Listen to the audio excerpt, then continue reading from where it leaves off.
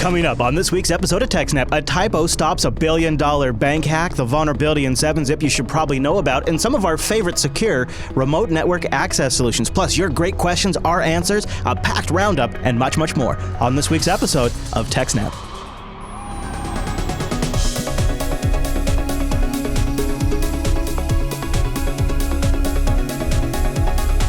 Hi, everyone, and welcome to TechSNAP, Jupiter Broadcasting's weekly systems network and administration podcast. We streamed episode 267 on May 19th, 2016. This episode is brought to you by our three fine sponsors, Ting, DigitalOcean, and IX Systems. I'll tell you more about those great sponsors as this here show goes on. My name is Chris, and joining us every single week is our host, the admin, the tech, and the teacher, Mr. Alan Jude. Hello, Alan. Hello. Hello. Now, I have gotten a little sneak peek here, Alan, but it's fair to say, once again, a big show. I don't know how you do it. It's almost like 267 in a row.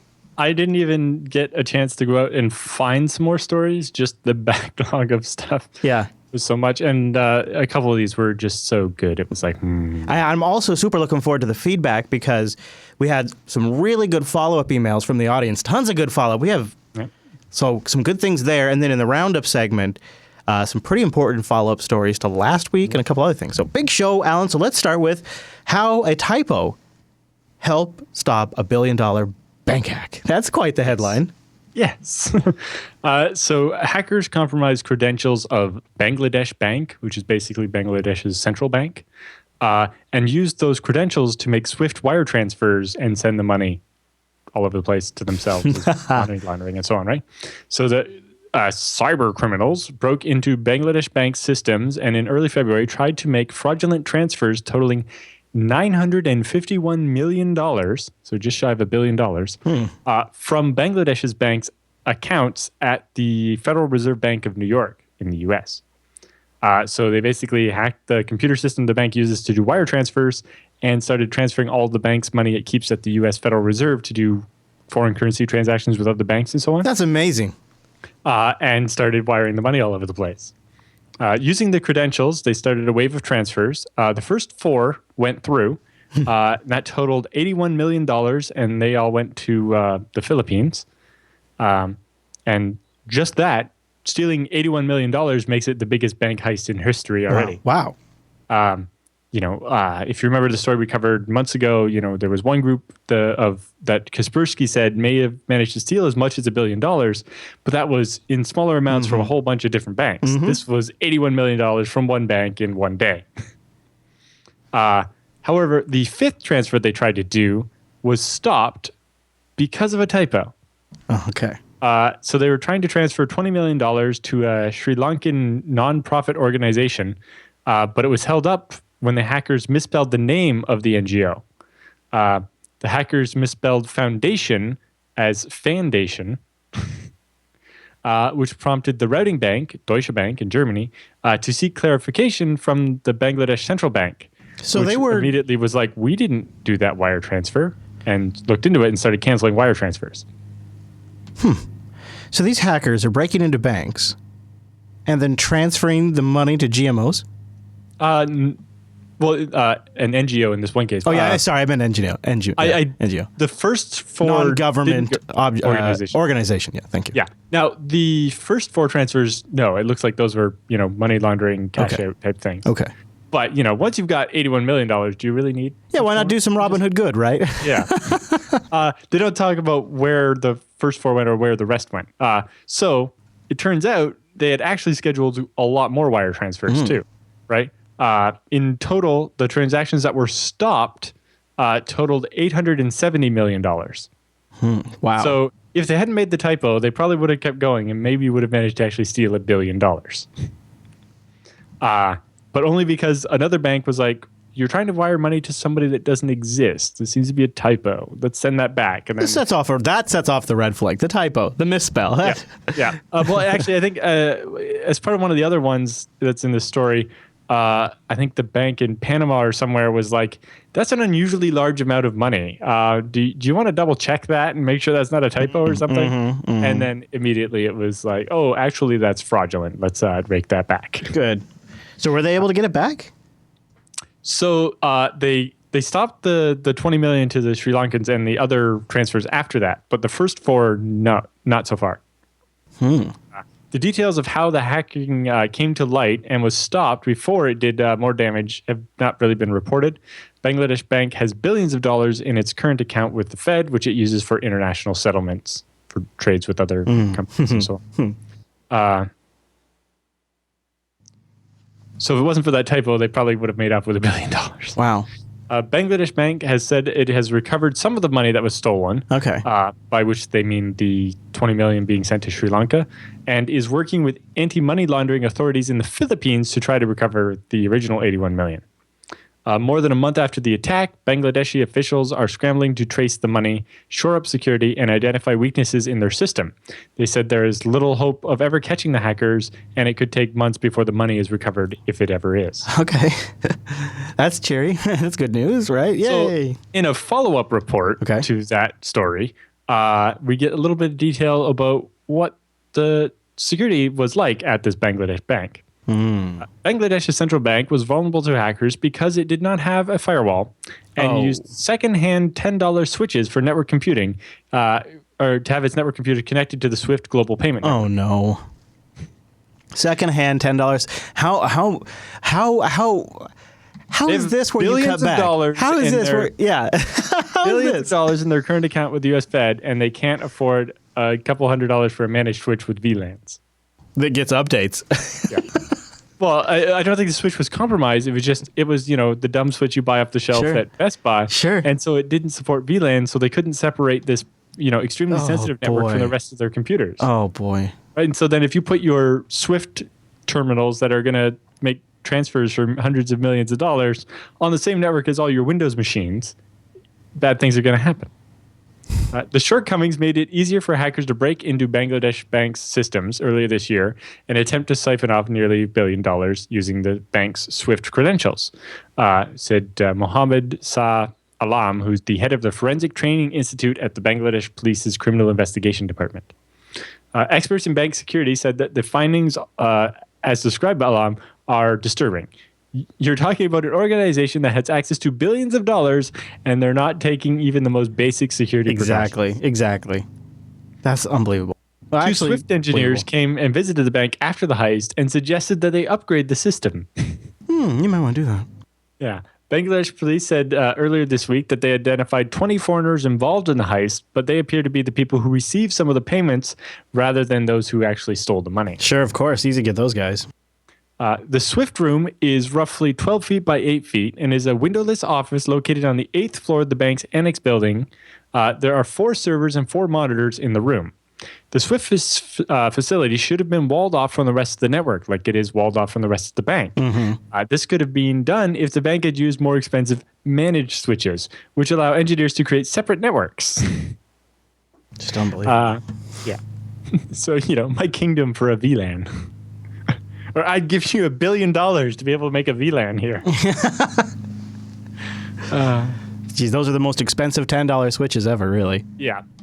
So that one made it sound pretty easy. However, there was a second bank that was hit, and there was a much greater degree of sophistication shown in that heist. And it suggests that the attackers of the Bangladesh bank may have actually been fairly sophisticated. They just didn't have to pull out many tricks in order to pull it off. Or because of the lax security at that bank, when they did use their stuff, it was just not detected.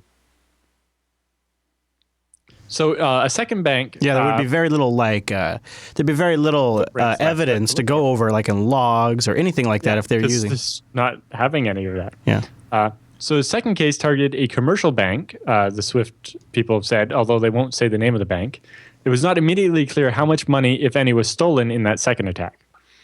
SWIFT said in a statement that the attackers exhibited a deep and sophisticated knowledge of specific operational controls at targeted banks and may have been aided by malicious insiders or cyber attacks or a combination of both.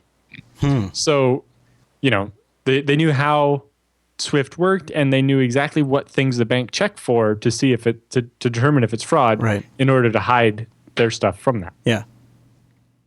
I would say in my past experience working for a bank, that was something it was pretty much everybody knew that the riskiest attack came from an insider who learned how the system works and saw all the obvious little spots you could exploit. Right. Well, in this particular case, they might not have been insiders, but, the Vendors. risk controls are fairly common across every bank, right? Yeah. Yeah, it's true. News of a second case came as law enforcement authorities in Bangladesh and elsewhere investigated the February cyber theft from the Bangladesh Central Bank accounted for the New York Federal Reserve.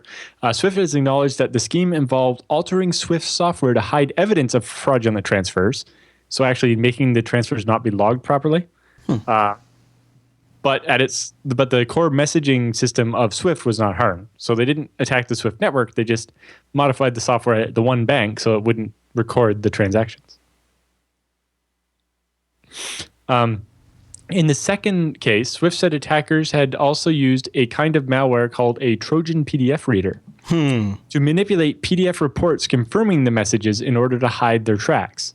So it would the PDF reading software that they replaced the regular reader with would just not show the fraudulent transactions or show them for a small amount that wouldn't be a problem. That's great. Like, oh, if the amount of the transfer is $20 million, show it as $2,000 or $20,000. Amazing. It's not even going to set off any alarms. That's great. Yeah, let's just get this PDF reader off this link that you Googled for, however, or from an email link. If you take over the computer, you can just replace it? The file association or whatever with something that looks like normal. Yeah. In both instances, the attackers have exploited vulnerabilities in the bank's fund transfer initiation environment prior to messages being sent over SWIFT. SWIFT is really trying to cover their asses saying it's not us that's getting hacked, it's just the banks. The attackers have been able to bypass whatever primary risk controls the victims have in place. So the banks, the way they check to decide before they do the wire transfer, it's like, well, if you steal the bank manager's password and start the transfer, you've probably bypassed most of the stuff already. And then if you modify the PDF reader so it doesn't show the changes, then yeah. Yeah. Wow, that's great. Thereby being able to initiate the irrevocable fund transfer process. In a second step, they found ways to tamper with the statements and confirmations that banks would sometimes use as secondary controls, thereby delaying the victim's ability to recognize the fraud and possibly claw the money back. So, yeah. Interesting, too, that FireEye is one of the companies behind the investigation of this, too. They're just all over the news these days. For the Bangladesh one, yeah. FireEye. Well, every time they're the company that investigates one of the big ones, that means they're probably going to be the company that next investigates the next big one, right? Yeah, yeah. And also, they're the ones that have the press channels to talk about the investigations they're doing, too. Yep. Wow, Alan, well, that's fascinating. Any other thoughts on this story? Nope. All right, well, then I'll tell you about something else that's great. That's the folks over at IX Systems. Go to ixsystems.com/TechSNAP and grab yourself some infrastructure to run your open source project or your in-house application, your website. Your production needs can be met by IX Systems, small or huge numbers. We've talked about IX Systems, huge numbers systems before. I admit I do have server envy. Check out this thing. Over 10,000 terabytes. Meet the Jupyter IX R2212 rack mount server. So this individual system doesn't have 10,000 terabytes, but customer calls us, we need a machine. We get 256 gigs of RAM, dual 10-core 2.2 gigahertz processors, and fill it with a bunch of hard drives. And IX is like, yeah, sure. And they custom build it to fit all the stuff they want. And yeah, it's all good. And it's like, okay, we'll need 200 of those. And can you also make a 1U version that has an even faster processor? Wow. And the 1U version has dual CPUs, each 10 cores at 3.0 gigahertz. I love that. Much more expensive processor. One of the things I love about IX is they work super close with their hardware partners, including Intel. Yes. So that is... Well, yeah, in particular, also, they like a custom designed chassis to fit this workflow. There's the bench of a bunch of them. Holy smokes. Yes. Because they ended up buying 200 of the 2Us and 160 of the 1Us. I need that in my life. So that's one of the really interesting things about IX Systems is, they're small enough that they care about each individual customer. And when you call up and ask for one server, they're not like, go away. Right? Sure, yeah. I mean, these guys they're the ones that make the FreeNAS Mini. Yeah, but they're not going to give you something off the shelf. They're going to custom build every server for each customer. What I love about that, though, is... But they can scale it. It's like, oh, you need 360 servers, no problem. We have had, and I know you've heard from, especially I heard about it when I go to Fest, listeners who did just that. They started with one custom rig they built for something one time, and then they just kept going back after that experience. ixsystems.com/TechSNAP. They have white papers there. Go check out these incredible systems powered by Intel processors and backed by an amazing company. It's been around for the long haul, and they've really found their groove with a great bench of staff. Check them out. Super support. Alan and I fully recommend them. IX Systems. Get your hardware from there. Well, the other crazy thing is that they managed to fit 12 hard drives in the 1U machine. Oh. They're like 2.5-inch drives, but still. Oh. It's 750 or 760 gigabytes or terabytes, sorry, in 1U. This is like, what? This server envy is legit here. That is legit. That's a good name for it. Yeah, look at that. 600 gigabyte. And then two 80 gigabyte SSDs. Yeah, and then that's still 2 slots left over. I love it. Yeah, 750 terabytes. Oh, that's great. ixsystems.com/TechSNAP, and thank you to IX for sponsoring the TechSNAP program. ixsystems.com/TechSNAP. That's where you guys go to support the show. So Cisco's gang of security experts found a flaw in one of my favorite file compression utilities. Eh? Yeah. Tell me about this, Alan. Actually. Okay. So Cisco's Talos team has found 2 flaws in 7-zip. They say recently Cisco Talos has discovered multiple exploitable vulnerabilities in 7-zip. These types of vulnerabilities are especially concerning since vendors may not be aware that they are using the affected libraries. Sure. This can be a particular concern, for example, when it comes to security devices or antivirus products. 7-zip is supported on all major platforms and is one of the most popular archive utilities in use today. Users may be surprised to discover just how many products and applications are affected. So in particular, a number of virus scanners, malware scanners, and security products use the 7-zip library in order to be able to access archive formats. Yeah, absolutely. So like Malwarebytes uses 7-zip to open up zip files and scan ISOs and all the other file formats. Well, that means that an attacker could send you a file that was specially crafted to exploit one of these 2 exploits. And as soon as your virus scanner scanned it and used the 7-zip library to try to look inside the .zip file or whatever, boom, it runs the exploit, and now your system's owned by your virus scanner. Which is sort of like the worst slap in the face ever. Yes, it's like you didn't have to open the file or the attachment. It's this is supposed to protect me. As it's scanned when it arrives in your inbox, it could. Well, worse is it could also own your mail server scanner, right, and take over your mail server in addition to taking over the desktops. Right. Oh, jeez, Alan. But it's not just like in the Talos article, they include a link to a Google search for the 7-zip license file. And you can just see a huge number of applications that bundle 7-zip and so have to include the license file in their source code. So like the number of projects on GitHub and but open and closed source stuff all over the place uses 7-zip. Because why would you write your own archive parser when 7-zip's this great one that everybody knows works and is available open source, right? So the first one is an out-of-bounds read vulnerability in the way 7-zip handles UDF, or Universal Disk Format files. The UDF file system was meant to replace ISO 9660, which is the .iso files for CD-ROMs and so on. And it was eventually adopted as the official file system for DVDs, DVD video and DVD audio and so on. Yep. And also you can use it on CDs because the old original ISO had like limits on how long files names could be and what the depth of directories you could do and all kinds of silly things like that. And UDF just made it a lot better. So central to 7-zip's processing of UDF files is the C-in-archive read file item method.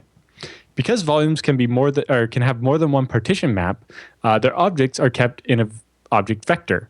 To start looking for an item, this method tries to reference the proper object using the partition map's object vector and the partition ref field, which is the long allocation descriptor.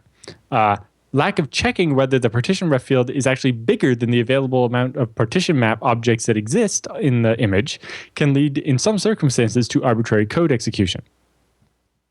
So you could construct a .iso file that, when 7-zip opened it, would read past the end of the map and load some other code instead.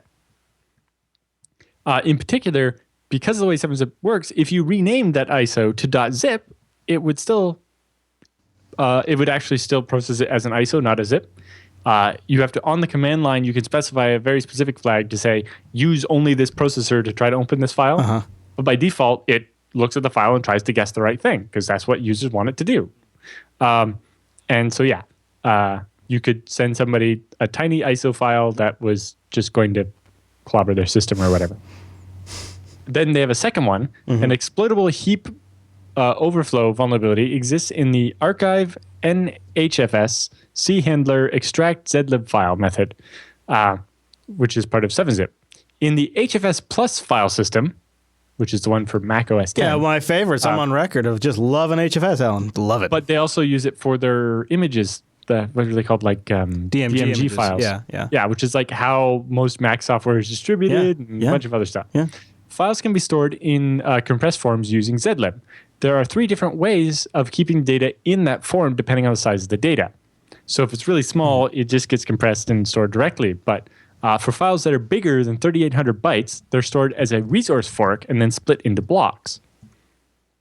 Block size information and the offsets are kept in a table just after the resource fork header.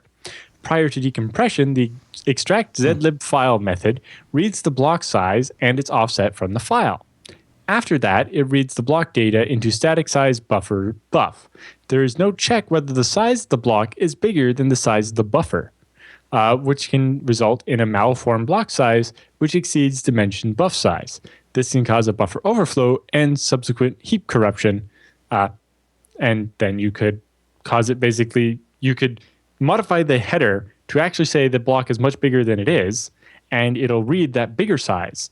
And so you get the zlib data, and then you get all of, your exploit or whatever, and throw that in memory and start running it. I was trying to think if there would be any ramifications on iOS, since it also uses HFS, but it sounds like this would be more about... Yeah. I don't think they use DMG images on iOS in any capacity, so... Well, even if they did, I imagine maybe you actually download iOS apps that way. I don't know. Maybe but I'm guessing the HFS parser in iOS actually checks that the number is valid before using it. Maybe. They say, sadly, many security vulnerabilities arise from applications which fail to properly validate their input data. If generally 7-zip assumed that the zip file was trustworthy, not maliciously built, and obviously that's not necessarily the case. Yeah. Both of these 7-zip vulnerabilities resulted from flawed input validation. Because data can come from potentially untrusted sources, data input validation is of critical importance to all application security.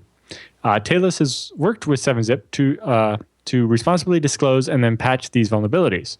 Users are urged to update their vulnerable versions of 7-zip to the latest version, which is 16.0, as soon as possible. Patch your S.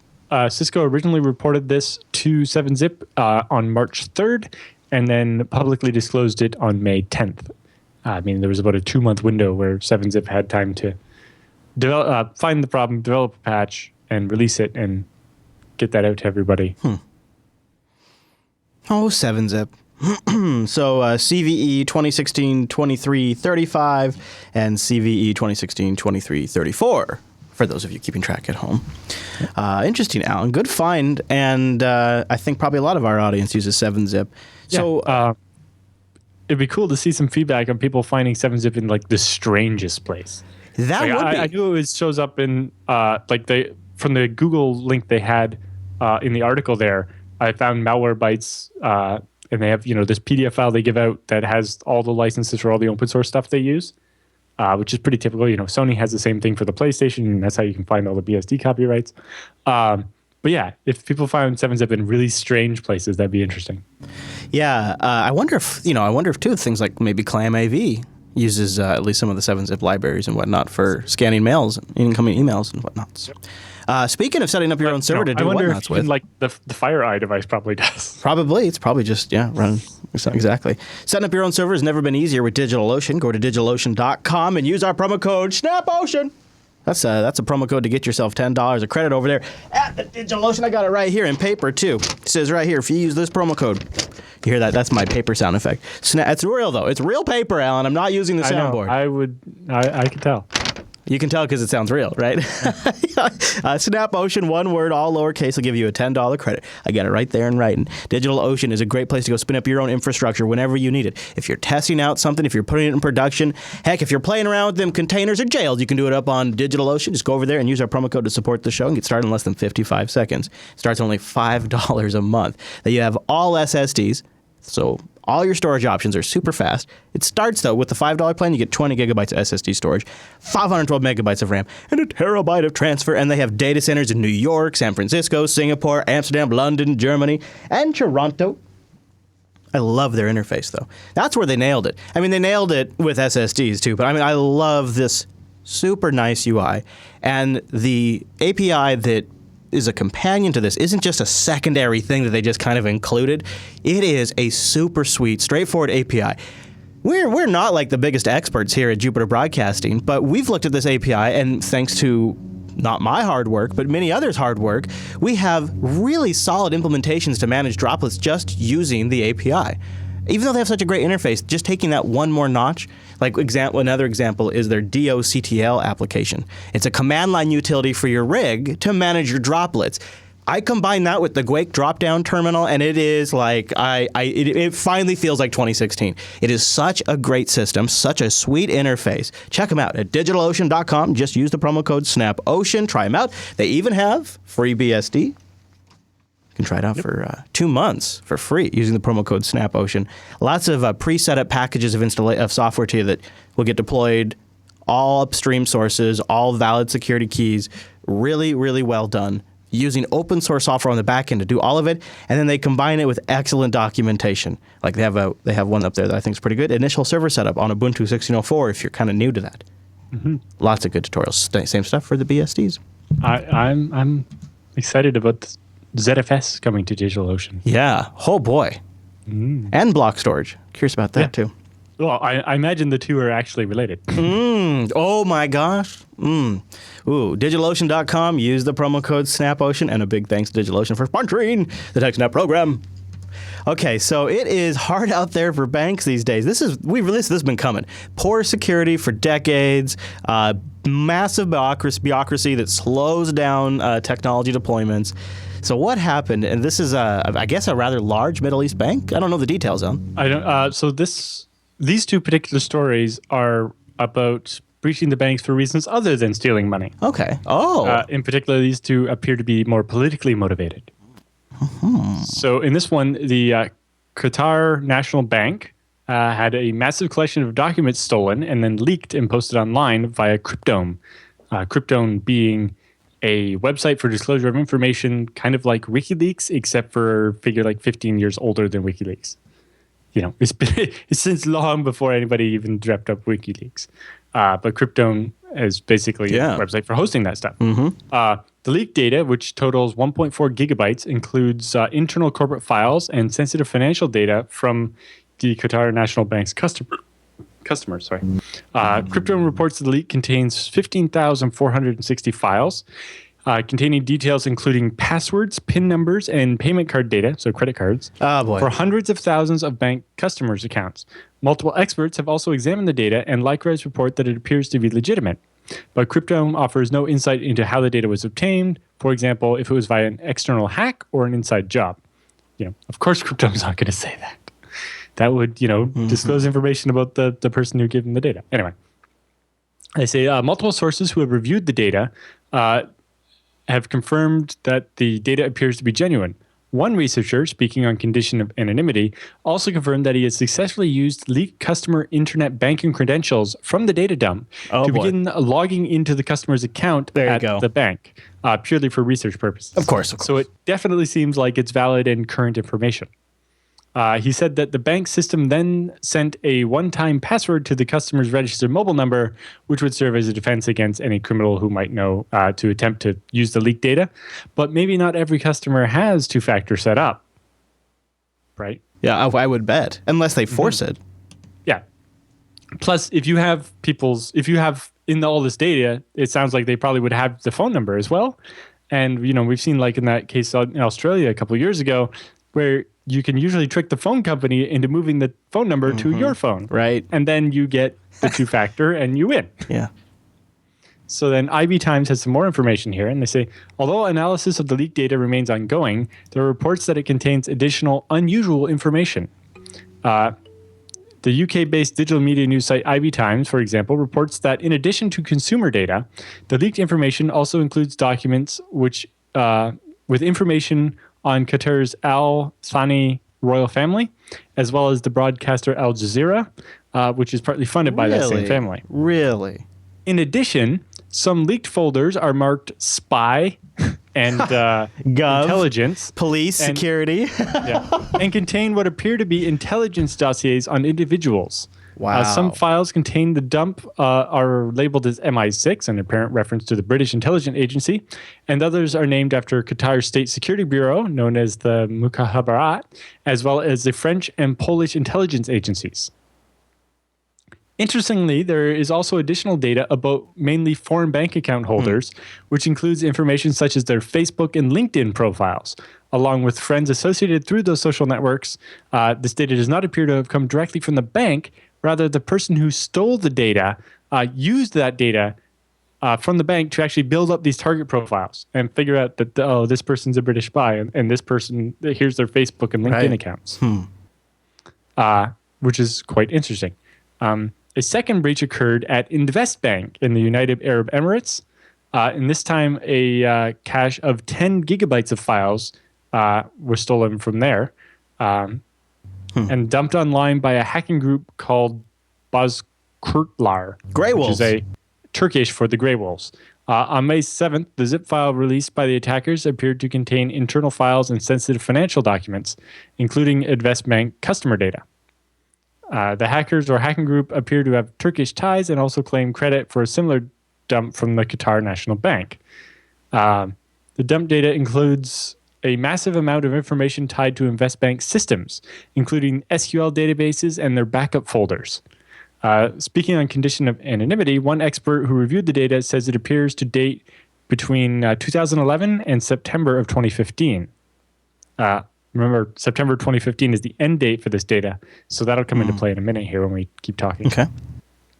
Customer data included in the leak includes copies of ID documents, photographs of individuals, documents related to land purchases like stamp papers and financials, as well as bank statements and nearly 100,000 credit card numbers, including expiry dates in clear text. However, for this bank, security researchers noted that the password credentials such as passwords and PIN numbers appear to be encrypted, whereas at the Qatar Bank, they weren't. Okay, good. The dump also contains comprehensive detail on Investbank's IT setup, including clear text credentials for its production systems, switches, routers, virtual machines, and Windows servers, many of which appear to have been easily guessable vendor default passwords, especially on routers and switches and so on. But basically, the hackers included a text file that just basically includes everything you need to take over the network. All their research on this guy's network. Screenshots of server settings and diagrams of servers and data center layouts have also been found in the dump, in addition to details on VPN setups with the bank's branch offices. Yikes. Probably enough in order to connect and pretend you're a branch office at the bank.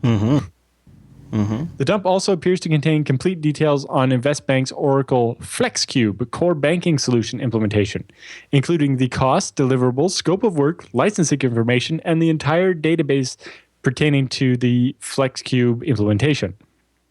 I would be interesting to know how much they would pay Oracle for a complete core banking solution. I'm guessing it has a lot of zeros. Yeah. In December of 2015, a hacker broke into Investbank systems and released records on a couple thousand customers to prove that he had, and demanded a $3 million Bitcoin ransom from the bank. Investbank claims that this is not a new hack; it's just the rest of the data from the 2015 hack. Maybe it is possible the original attacker, after not getting paid the ransom and failing to sell the data, just released it publicly. Or maybe he's I guess that would make sense, huh? Because if you paid for the data, you wouldn't just release it publicly, right? No. But not unless, because the data only covers up to September of 2015, it does seem possible that this is the data from back in December of 2015 and not newer stuff. You might release it publicly if you want a journalist to get their hands on it. Maybe there's something in there that you think is worth their Sure. attention. But that's a pretty far stretch. Yeah. So, you'd like, but paying for it to then release it publicly doesn't seem to make sense. Not unless you're an activist of some kind. Right. Yeah. Yeah, so I guess that seems possible. It also seems possible they didn't fix their S and they got hacked again. Yeah, exactly. So I don't know which one it is. But because the data only goes up to September of 2015, Right. It seems like if they had been hacked this year, it would have gone up to February or something. Sure. Yeah, I see that. Yeah. But yeah, not a good week to be a bank. No, and they have a long ways to go. Don't kid. Every day's a good day to be a bank. Yeah, yeah, they don't care. This stuff is pocket change to them. They don't care. But it's not pocket change to you or I, Alan. That's why Ting makes a lot of sense. TechSNAP.ting.com. Go there to get a whole new wireless experience. Ting is mobile that makes sense. My mobile service provider, and it is fantastic. You only pay for what you use. It's $6 for the line, and then your usage on top of it. That's it. Then you also whatever goes to Uncle Sam. There's that too. That Uncle Sam likes his taxes. But so it's minutes, messages, megabytes, your usage, that's it. No imaginary budgets of minutes that you might hit or data pools that you might need. They have a really nice control panel to activate and deactivate and manage your devices. You can turn lines off. And they have fantastic customer service. Really good, passionate people that actually you get to speak to a real human being. How about that? Go to TechSNAP.ting.com to find out more. Try out their savings calculator. That thing is really kind of your litmus test for Ting. If you score well there, you're going to have a good time with Ting. For me, I save $2,000 every 2 years. You could too. Check it out, TechSNAP.ting.com. Great prices. You can just get a SIM card for $9 if you have a compatible device. They got them feature phones if you just want to make calls and have battery life that lasts a week. Then they have your low entry point price-wise. Generally, Ting does a really good job of splitting the difference. Like, for example, as far as low price Android phones go, LG Volt 2. $66. Motorola Moto E, $74. Then the second, that's definitely not like a gimped phone that doesn't have any features or something. That's still a full Android phone. I know, right? Like for a lot of us, that would do the job, or especially for a lot of our friends and family members. And here's the thing: $74 for the Moto E second gen, white or black, no contract, no early termination fee, and you're just paying for what you use. So if you have Wi-Fi, you're getting the whole thing for free. I mean, it's an empowering experience. And then it goes up the ladder really nicely. They got the new the Blue Dash X, $103, a really nice Android experience for $103, and then it goes up from there. They got the Moto G, they got the Moto X, they got the Nexus 5, the Nexus size, they got the Apple size, they got the OnePluses. You get the drift. Even that big old Samsung S7 right there with the curved edges. Holy smokes, look at that thing. Look at that thing. And of course, the Internet Phone 6S.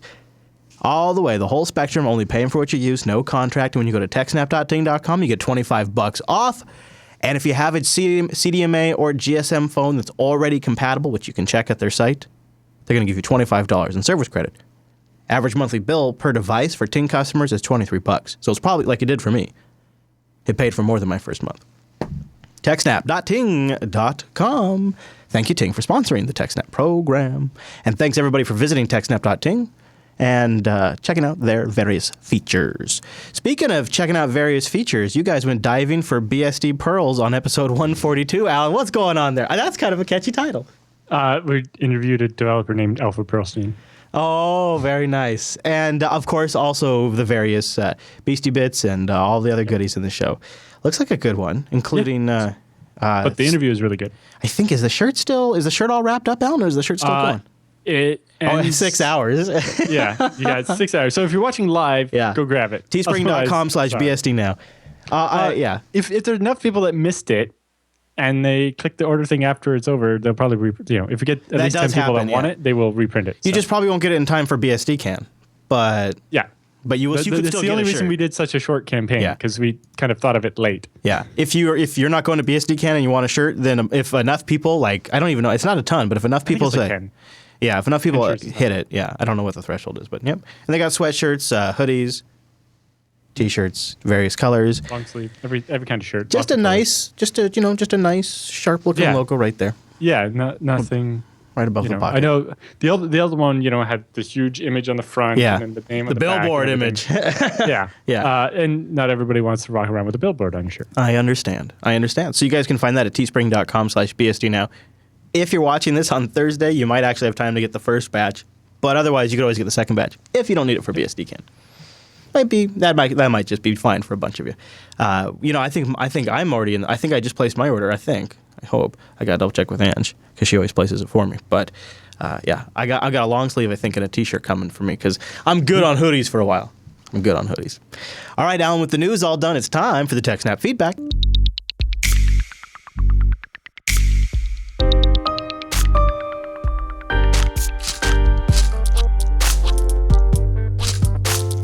Thanks for sending your emails to TechSNAP at JupiterBroadcasting.com or popping that contact link at the top of the Jupiter Broadcasting website, or maybe starting a thread in our subreddit over at TechSNAP.reddit.com. Our first email comes in from Boston. We got a lot of follow-up on how Plex works by using the Plex service and whatnot. And he writes in episode 266, you had a couple of questions I thought I would respond to. I have a little bit of a long email, so I'll divide it up here. He says, in your recent show, the Curl Sleeper Agent episode 266, John wrote in and asked about how Plex remote access works and how it's magic. So I did a bit of digging. I opened up Developer Tools in Google Chrome, and in the Network tab, added the additional column of remote address. It shows all IPs Chrome makes in order to render the Plex web page. He says, I launched the app and basically made a connection to my Plex server, and then I streamed video from my server through the HTTPS protocol using the HTML5 video tag. And he gives an example of what looks like almost like a really long token URL that Plex generates. Well, yeah, it's like the first thing, he's probably obfuscated some of the stuff in this, so I don't know if it's how much he changed, but it looks like it's IP address or some number based on your Plex. Yeah, then something that Plex service would recognize. Something. Yeah, it's like EC random numbers. Yep. .plex.direct, which is their domain, plex.direct. Then the port number is 32400, and then /library/part/27050. /file.mp4. Yeah. And then there's a token stuck on the end. However, he says the video file also seems to be accessible without the token at the end of the URL, meaning that if anyone knew the secret part of the URL, that random string there, they would be able to play the files directly off of your thing if they also knew the file name. And we got another email that came. We got several emails. At the bottom, he also says to answer John's remote access question about doing something like Plex, but for other things. Yeah. He mentions there's a couple of solutions. Before you go off Plex, I just wanted to mention real quick. We got a couple other emails that said that Plex does use Universal Plug and Play to open up port 32400.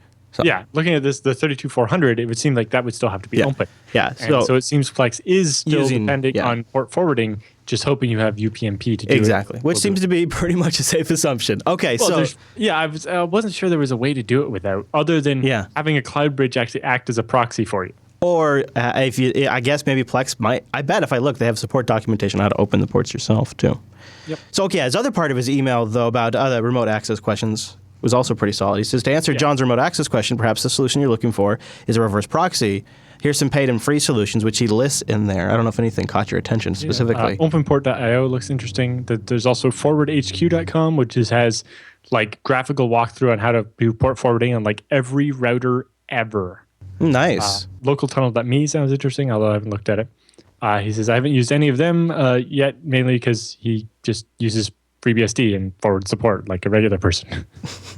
Yeah. And he says, now a question for the TechSNAP team. I was also wondering what to choose for remote access to my home server. I've come up with these three possibilities: a VPN, a reverse proxy from maybe my own provider, poke a hole in my router firewall and enable direct access to FTP, OnCloud WebDAV, or anything else. Here's my question.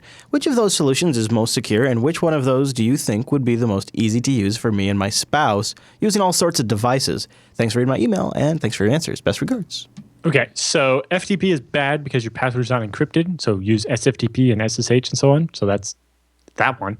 As far as OnCloud, WebDAV, all the other stuff, you can poke a hole and then you can access stuff directly, and that works fairly well. What about using a DMZ? Like he can put some of that stuff in a DMZ so he doesn't have to poke a hole into his LAN. Well, in general, that would require having a separate network and IP At that point, you might as well go with a VPS too. I mean, you could just...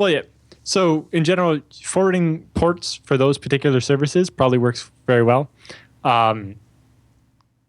if you have a dynamic IP address or something and it's a problem for you to do that, then your second best option is something like a DigitalOcean droplet running the reverse proxy, so that you have a static IP for that droplet that you connect to, and then it proxies one way or another. Likely what you will do is you'd actually set up a VPN on the DigitalOcean, and you have your house call into the DigitalOcean VPN and make the connection. So when your house's connection goes up and down or the IP changes, it still connects to the DigitalOcean droplet. And then as a client, you connect to the DigitalOcean droplet and get proxied over the VPN back to your house. That way you don't have to punch anything out and you can always access it. Nice. There could possibly be an answer in this next email, too. John writes in, he says, "Hi, guys. I just want to let you know that the technology behind the OwnCloud proxy service that we discussed in last week's episode is an open source project called PageKite.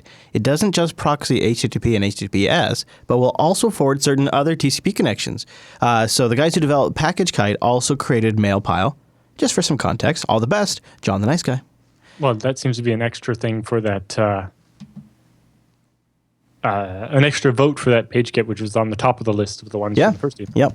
I agree. That actually, you know what, is something I'm going to write that down right now. That's probably something worth taking a look at. I'm a little spoiled. I've had a static or close to static IP address for so many years now. Yes. Then I've owned my own server since I was like 17. So I've always well, that's PageKit, not PageKite. Nope, that is not PageKite. I'm like, what is PageKit? What is that? Oh, this is something to make it really easy to make your own CMS and website. Not what I want. Nope, I want PageKite. Here we go. Look at that. Huh? That looks like the right stuff. I'll put a link, right now in the show notes too while we got it. So that way if people want to take a reference to that, they can find it there. The show notes are at jupiterbroadcasting.com. Saw us on the screen, really, Chris? Don't look. I know, and it's a lot of secret sauce, Alan. You put a lot in there. 2,600 words. Boom! I will put a link to that right there in those. So now we have even more than 2,600 words. Okay, so let's take our next email. It's about storing client-sensitive data by, I'm going to say, Vitas. He writes in and says, "I want to find an easy, secure way to store clients' info." And by info, I mean passwords to other routers, their servers, their external IP addresses to those things, etc. In some situations, even a password to maybe their email accounts. It should be stored securely, but easy to access from everywhere. I'm leaning to use Pass, firing up some server on DigitalOcean, installing Pass, and accessing it from a portable PuTTY or maybe a terminal session through SSH. But maybe you have another solution. And I bet you do, Alan. Yeah, basically, every one of the popular password managers usually has something called like secure notes or something. Like I know in LastPass, I can put in like my Wirecast serial number, like my product key, so that I don't lose that and don't have to dig through my email to find it like a year from now when I reinstall Wirecast or whatever. And, we have notes in there for just like, oh, here's the phone number for the support for this company, that goes with this account in case we need it, or, other secure notes and things of that fashion where you can store router stuff. And the pay version of LastPass has team support so that you could give a team access to, say, the router passwords, but still have them secure and so on. But yeah, any solution like that usually has something to store, not just passwords, but maybe other things like IP addresses or just notes or whatever you want to store. What about just a sophisticated directory file system secured with something like GPG or something? Well, GPG can only encrypt one thing at a time, so it's a little more complicated. But yeah, basically any type of encryption should work. It's just, I guess if he wants access to it anywhere, LastPass is probably your best. Yeah, because there's apps for everything, and there are lots of competitors to LastPass that are basically the same thing. And Pass is great too. Like KeyPass can use WebDAV, and you can host the database yourself so that nobody else has the encrypted data. So something like KeyPass on your own DigitalOcean, where you set up a WebDAV or whatever, means you can use the KeyPass app on multiple machines or whatever, but the actual encrypted data store lives on a DigitalOcean that you control, not opaquely somewhere in LastPass's cloud. And to specifically, Carl, in my experience, my solution Pass on a droplet has been working pretty well for me. So that could probably work pretty well for you. So a couple of different options there. Check out KeyPass for sure. Tell me about this. This wound up in the feedback too. Ethical hackers donating air miles to a charity. How did this end up in the feedback, Alan? Well, because it's about what do you call it there? The charity. It's because it's not really a news story. Oh, Anyway, okay. so the researchers did the United Airlines bug bounty of 1 in a million air miles. And they're like, okay. But it turns out, Oh, I see. that's when you're basically getting paid, right? Yeah. So if you're getting paid a cash bug bounty, then, there's tax on that and you would pay it out of the bug bounty and whatever, right? But apparently an air mile has a value of 2 cents. Oh, And okay. so a million air miles is $20,000 in revenue that they just made. Well, the IRS is going to want their tax on that. Yeah. And there's a link there where somebody did the tax calculation and was like, well, that could mean they owe up to $7,500 in taxes or more, depending on how much money they're actually making a year and so on. So, if you get $20,000 as bug bounty and have to pay out $7,000 of it as tax, you still made $12,000. But if you get a million air miles that you're probably not going to use right away, and suddenly have an unexpected tax bill for $7,500 is like, right? And so they decided to donate it to a charity instead to avoid having to pay the $20,000. Oh, there you go. The tax on the $20,000. There you go. So there you go. Yeah, unless you fly a lot and want to fly a lot for free, then a million air miles is not necessarily that useful. Yeah, really. If you have a question, If you fly a lot, then it's probably pretty good. But then even still, who wants you to still fly make them that out. much United? We like your questions and we want more of them. We have a couple in our inbox, literally maybe 1 or 2, but we need a lot more. So send them in TechSNAP at JupiterBroadcasting.com. Go over to the contact page, send in your question. And thank you everybody for following up. We had a few more that we couldn't read on air just because some of them were fairly repetitive, but some of them had little extra stuffsies in there. So it was really nice. And we just have the contact form. You don't even have to use the old email address in your dirty, filthy inbox. I know what it's like. I have email anxiety too. I don't want to open up my email client. You just go to jupiterbroadcasting.com/contact, choose TechSNAP from the dropdown, and send it in, and we will answer it on a future show. But with the emails all done, that means it's time for the TechSNAP Roundup.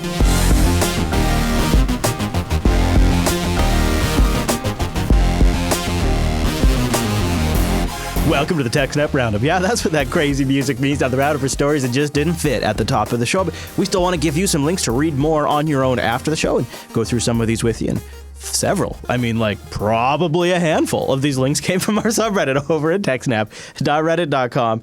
This first one, for example, came from the subreddit. A federal judge says that the Internet Archive's Wayback Machine is a perfectly legitimate source of evidence. Yeah, there you go. What do you think of that? The Wayback Machine is a useful source of evidence, the judge says. Yeah, but how do you prove that the information in it is definitely valid? I understand the Internet Archive is relatively impartial, but I don't know. It doesn't seem like it quite has the level of standard you need for evidence. I guess in one case it showed the bogus non-disparagement clause that ClearGear used to go after an unhappy customer, which wasn't even in place when the customer ordered the product that never arrived. So, there you go. Interesting, though. That I thought was worth noting. You saw the Black Blaze report came out 1 billion drive hours and continuing. So this is their Q1 2016 report. Yes, so this is their details on hard drive failure rates and so on. Yeah. Interestingly, the Seagate drives are performing very well, as we expect this time. And you see they have a lot of them. So the table, you can see they have different drive sizes, 2 terabyte, 3, 4, 6, 8 terabytes, etc. And you can see they've also retired some of the older drives over time.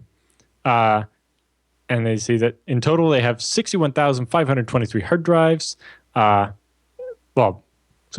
actually have 61,590 hard drives. Yeah. The list doesn't include failure stats on a couple of drives if they have less than 45 of them because of failures or whatever. And Man, that's when you're rolling in particular, drives. There's the 3 terabyte Toshiba drive looks really bad with an 8.6% failure rate. Yeah.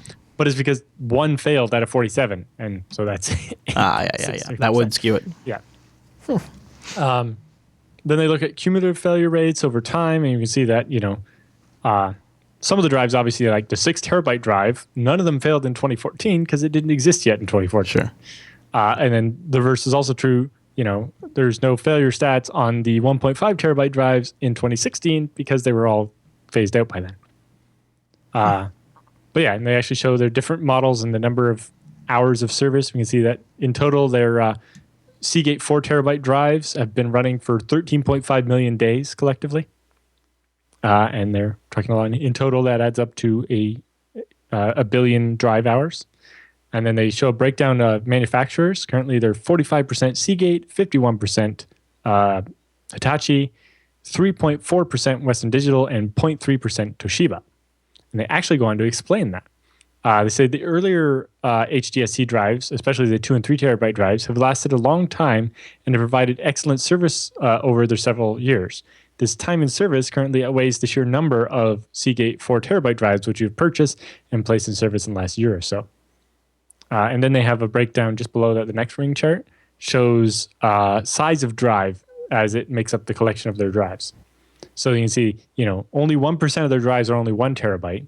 They have 4.2% that are 1.5, and then they have 12% 2 terabyte, 22% 3 terabyte, and then the bulk of their drives, about 60%, are 4 terabyte. Mm-hmm. And then they've squeezed in some 5, 6, and 8 terabyte drives. Yeah, not much. So they say the 5 terabyte drives add up to 580 million service hours because they have 48,000 4 terabyte drives. And each one on average has been running for 500 days so far, or 1.4 years. Then they have the reliability chart, and we can see interesting trend that drives are getting more reliable over time. Although part of that is part of the high unreliability was, especially in 2014, the lengths Backblaze was going to get drives, including buying external drives and breaking them out of the case and so on. Yeah, I remember. And those drives especially had a really high failure rate. Mm-hmm. And that kind of skewed things. Which is an interesting lesson in its own. It's like, what are they doing with those drives that go in those external enclosures? Are they lesser quality bin drives? Usually lesser qualities in the first place. Secondly, the process, they outsourced the breaking them out of the container. Oh. Right? Yeah. So, how well was that done and how carefully was that done? So, but looking at the chart, the Hitachi drives are very reliable with an annualized failure rate of only like 1%. Mm-hmm. Now, ignoring the bad period for the Seagate external drives they were using, the 36,000 drives they have in 2016 have a nice 3.4% failure rate, which actually beats out the Western Digital drives. And is about even with the Toshiba. Although the Toshiba, they have so few drives, the numbers are less meaningful. And then they explain why, sometimes how do you end up with less than 45 of one model of drive if you put 45 drives in each server? It's like, well, sometimes we make these Frankenpods with different models of drives. Or sometimes when we were doing the drive farming and the shucking thing with the external drives, meant we got all kinds of different ones. Because, if you go to the store and buy 10 3 terabyte external drives, you're likely to get a lot of different models inside there. Right. But they also explain why they have so few Toshiba and Western Digital drives. You see, we often get asked why we don't buy more Western Digital and Toshiba drives. The short answer is we've tried. These days, we need to purchase drives in reasonably large quantities, like 5 or 10,000 at a time. This helps keep the unit cost down, right? You get a much bigger discount if you buy 10,000 drives at a time. It keeps the unit cost down and makes sure that they're going to have the drives when they need them. For Toshiba, we've not been able to find their drives in sufficient quantities. Basically, nobody stocks that many Toshiba drives. Toshiba's not really been that big of a brand, and so a lot of the supply chain places aren't going to stock 5,000 or 10,000 Toshiba drives. Yeah, it makes sense. Especially since they're usually more of a consumer thing, right? For the Western Digital, we've tried.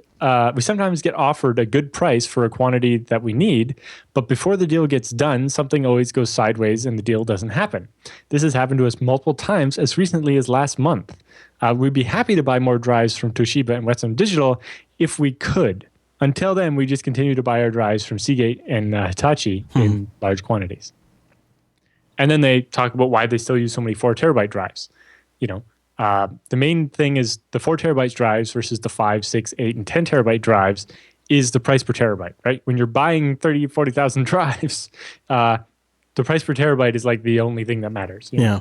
In the end, it's cheaper to buy more chassis than it is to pay for more expensive drives. Yeah.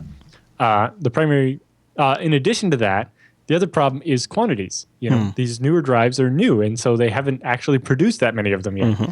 And when a shipment comes from Asia or whatever of these hard drives, they get split up between all the different suppliers. And so you can't just buy 10,000 10 terabyte hard drives because they only make so many a month, and they're getting kind of spread out all over the place to fill everybody's needs. And so 4 terabyte drives they can buy by the truckload, and so that's what they do. Yeah, that makes sense. I mean, That seems pretty practical. I love these reports. Yep, they build 1,200 hard drive vaults, which is 20 storage pods at a time, and they're filling 3 of those vaults. So that's like 3,600 hard drives a month they need to buy, and so they use 4 terabyte drives because they can buy them. They also talk about when they consider a drive failed, which is it won't spin up or the OS doesn't see it, or it's so slow it can't keep up with the RAID array because it's failing and retrying and stuff. And they also have a link to some of the smart stats they use. People often ask, what smart stats matter? Check out that article there. Yeah, that's nice of them to include that. Yeah. You know what else is nice? This report, following up from the report we covered last week about the FBI possibly being able to access your computer if they detect you have Tor installed remotely. A small group of bipartisan senators have introduced a bill on Tuesday that would block that ruling change. The Republican Senator Steve Daniels and Democrats Tammy Baldwin and John Tester are co-sponsoring Stopping Mass Hacking Act. And Senator Wyden, let's see here, it goes on to, he wasn't involved in that. But there's companion legislation that's going to be expected in the House soon that he will be behind. That's what it is. So we are seeing legislation come together to try to actually stop the story that we covered last week, that basically just by having Tor installed gave the FBI grounds to hack you wherever you are. So good to see that. And I like the name, too. Stopping Mass Hacking Act. Yeah. It kind of puts it on the nose, doesn't it? Well, you could put the FBI in check act. It probably wouldn't go over so much. I like that one more, though. Okay. So tell me about this latest Windows problem here. Yeah. So they actually found a way to bypass EMET, which is the Advanced Mitigation, or whatever it's called. Advanced Mitigation what? Something toolkit. Yes. Emergency, probably. No. Basically, EMET is this extra thing you can install on Windows that makes it much more secure by turning up the security knobs. Microsoft Enhanced Mitigation Experience Toolkit. Yes, experience. That's the word I didn't get. Well, it turns out WoW64, which is the Windows subsystem for backwards compatibility to let you run 32-bit apps and so on, basically can bypass all of that. And so basically the EMET thing is useless because the Windows backwards compatibility allows you to go around it entirely. Well, of course it does, too, right? Yeah. Well, the whole point of EMET is supposed to punch up the security. I love it. That's great. Okay, so we got a Cisco Adaptive Security Appliance VPN Memory Block Exhaustion vulnerability that you should know about. Cisco labels it a medium. You know those Cisco VPN appliances that are super popular? This affects Cisco ASA software, so that's probably anyone that runs that. And there is no workaround that addresses the vulnerability at the moment. You just got to go get your updates. The affected Cisco projects are listed in the article, of course, but I wanted to get the info out to the TechSNAP audience. I love this. How do you dispense of 3 petabytes of disk? How do you? Yeah, so before they used like a drill press and just drilled holes in the drives a couple times. Sure. But they had fewer drives then. And this time they're like, we have a lot of drives. What are we going to do? Well, there's a video at the bottom. Basically, they managed to find somebody with an industrial strength shredder. Wow. So they filled up their SUV here with hard drives and threw them in the shredder. That's incredible. Now, I hope they came up with a way of getting the drives in there that didn't involve throwing each of the hard drives manually into the threader. It kind of looks like it does, though, doesn't it? Yeah. But the other interesting thing is when you see they come out the bottom, sometimes there's sparks from the metal, and they're going into a cardboard box. Yes. But apparently it was okay. Wow. Now, at the end of the video, they actually show the result of these hard drives. Oh, wait a minute. Maybe there's another video. I think there's another picture. Yeah, here it is. Or maybe just a static picture at the bottom. Yeah, there it is. Yeah. And you stick a shovel in there, you just see mangled bits of metal. Yikes. That's one way to do it. Yep, and they filled quite a few of these cardboard boxes with them. That's how you do it. In particular, so Shadow Server is one of these things where they collect botnet data, and a lot of people submit their data to these guys, and so they have to take care to destroy it properly when they're done with it, because you gave them data that could be sensitive from inside your network, right? Yeah. Interesting story. Thanks for putting that in there, Alan. Fast.com. Fast.com is a tool from Netflix to check how fast your internet connection is really simply. It's no fancy ads and graphics.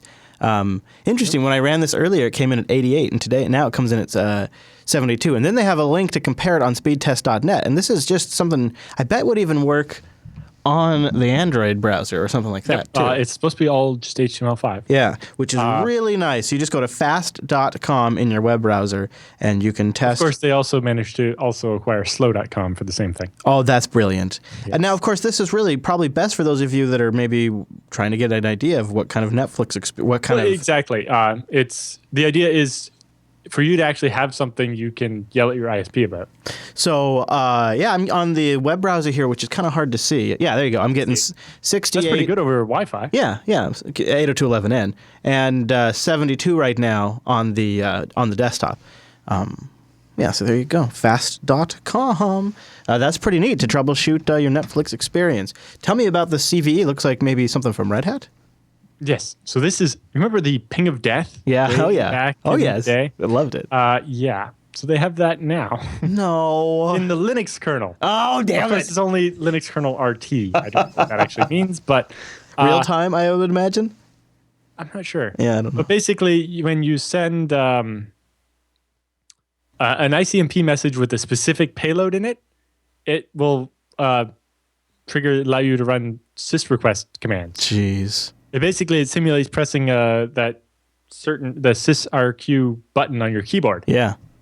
And it turns out that any user can read what the secret sequence is out of your /proc, and then send the ping and blah. Boom.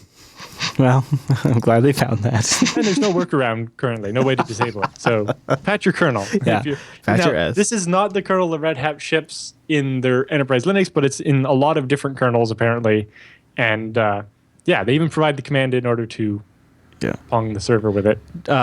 Seems pretty terrible. Yeah, Drar in the chat room says that Linux RT is the real-time patched Linux kernel, which I think that matches up. So this, freaking advertising trackers are just getting ridiculous. And so sites are turning to audio fingerprinting to track users. Researchers from Princeton University are conducting a privacy survey of the top 1 million websites discovered, top 1 million ranked by Alexa, I should say, discovered on a variety of tracking identification techniques in those sites, including a novel tactic that uses audio signals to fingerprint machines and browsers. In the study, they saw that websites were using HTML5 audio context API to fingerprint visitors.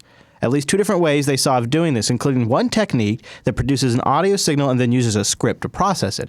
In the simplest case, a script from the company LiveRail checks for existence of an audio context and oscillator node to add a single bit of information to a broader fingerprint.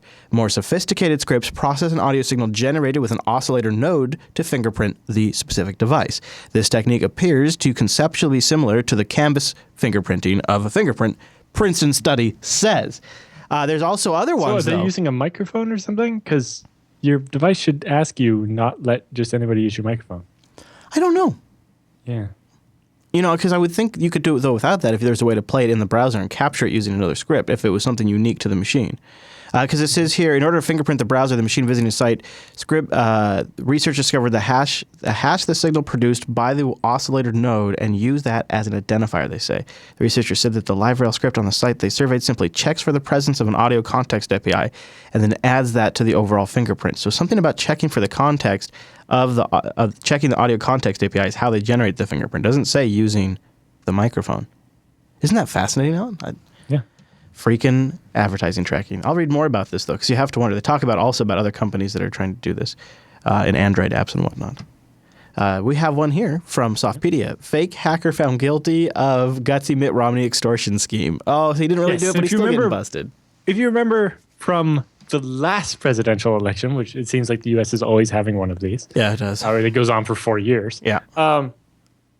If you remember way back then, we actually covered this story when some guy said he hacked into Mitt Romney's tax attorney's computers and stole his tax returns and was trying to get, like $100,000 worth of Bitcoin at the time, although that much Bitcoin would be worth a lot more now. Mm-hmm. But he tried to get all this money out of Mitt Romney, and eventually, 1 million Bitcoin. When the deadline came, he obviously didn't do anything about it because he didn't actually have the files. So anyway, in the end, it turned out, yes, it was fake, but trying to extort people is still illegal. And so he's going to prison and owes $250,000 in fines. And wow. That wasn't worth it. Wasn't worth it. So the controversial Wi-Fi Sense feature on Windows 10 is quietly being turned off by Microsoft on certain machines. Microsoft disabled the controversial features, writes Krebs, a component embedded in Windows 10 devices that shares access to Wi-Fi networks to which you connect with any contact you may have listed in Outlook and Skype, which, by the way, afterwards, you can opt into this. You can also share it with your Facebook friends. Yeah. Microsoft made the announcement almost as a footnote in the Windows 10 Experience blog, but the feature caused quite a stir when the company's flagship operating system first debuted last summer. Well, for me, that'd be really bad because my Skype list has a huge number of people in it from work stuff, but also from every person I've ever interviewed on BSD Now is in my Skype list now. So that's 150 extra people that don't need my Wi-Fi. Although anybody I've interviewed on BSD Now was welcome to have my Wi-Fi at my house. There you go. But probably the rest of the people on the list aren't. Yeah. Like, I wouldn't let Chris use my Wi-Fi. No. You know what's on my Android device? I don't even know. Who knows? Probably some weird operating system. Okay, so this next one is great. Just amazed the crap out of me. My email doesn't work on Tuesdays. What? No, printer. Oh, okay. All right.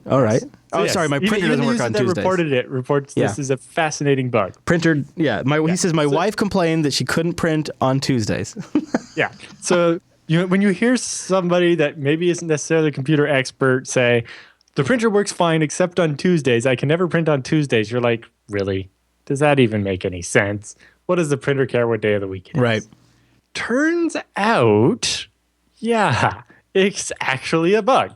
So when you print, it's actually making a PostScript file, which is basically text instructions to the printer that explain what it should do.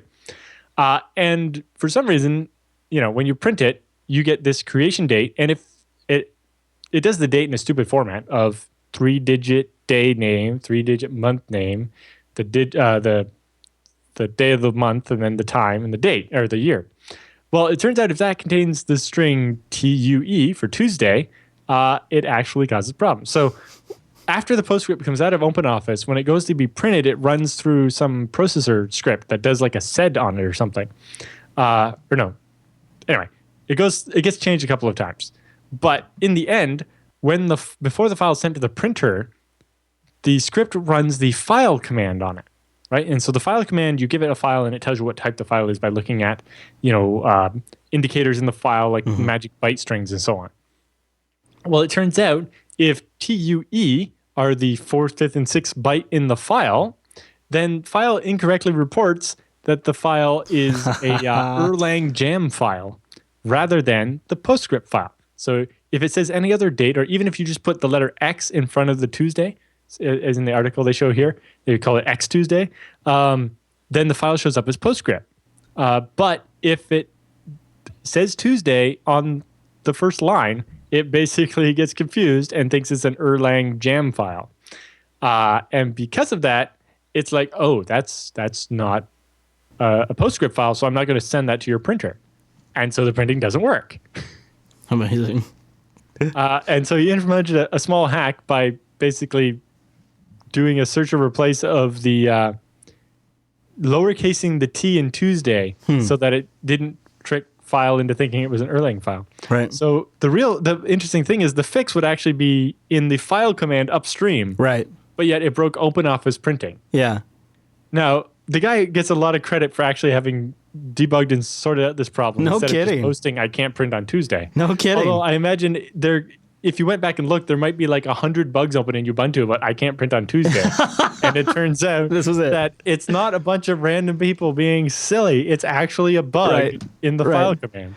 Oh, it's all about parsing. So this next story, high CPU use by taskhost.exe when a Windows 8.1 username contains user. So if on a Windows 8.1 computer you have a user account with the word user in it, intermittently you will find a process called taskhost.exe that consumes pretty much all your CPU. Wow. Which is funny because that was like, when I first learned Windows administration at the power plant, we had this user called Nant user for the backup user. It was just a generic user that had no privileges. It was just the most basic user profiles so that we can test stuff. Yeah. Log user, yeah. backup user. I've had all kinds of accounts like that have user in it before. And you want to know the fix? Here's the quote unquote resolution from the Microsoft site. To resolve this issue, do not create a user account that contains the string user on the computer. Yeah.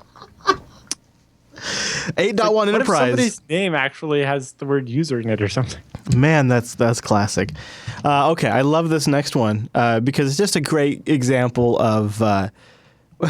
Okay, I'll start at the top. It's a Kickstarter. It has 40 backers. They're trying to raise $25,000. So far, they've raised $3,713 with 21 days left to go. Do you want me to just play a little of the video, or? I don't know. I've never seen the video, but it's okay. the Data Gatekeeper, the first impenetrable anti-hacking software. Yeah.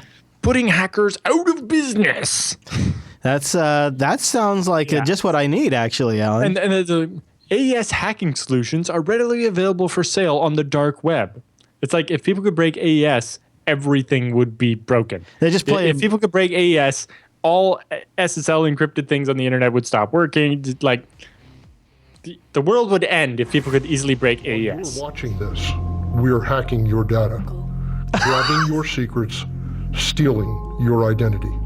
Wow. There's an army of us. And playing with a yo-yo. Everywhere. Relentlessly tearing apart your patchwork of security. You think you can stop us? You haven't so far. The next wave of the internet requires the next wave of data security.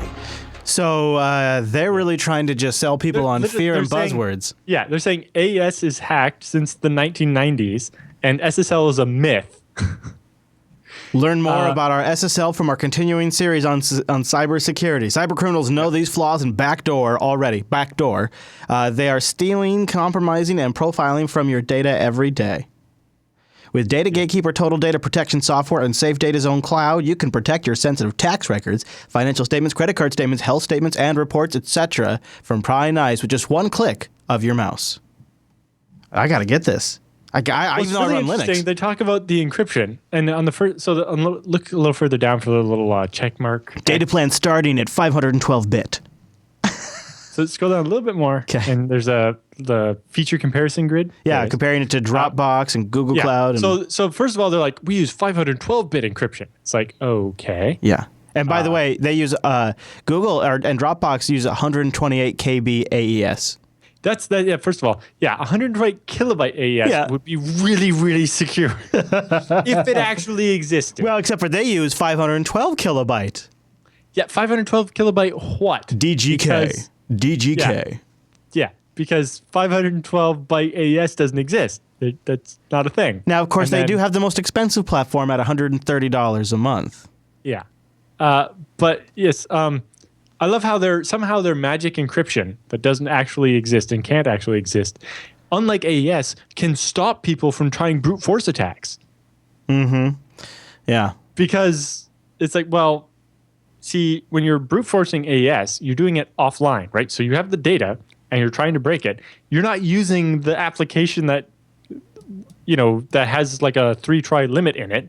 You're brute forcing the data. You're not using the intended application.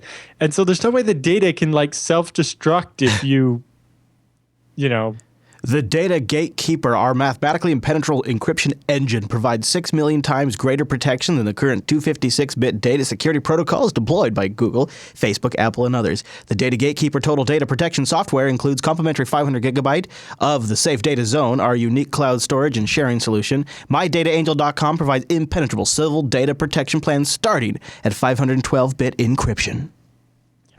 And then it's a little further down, they're like, oh, we have different versions. There's a 512-bit version, which provides 50 years of protections for civilians.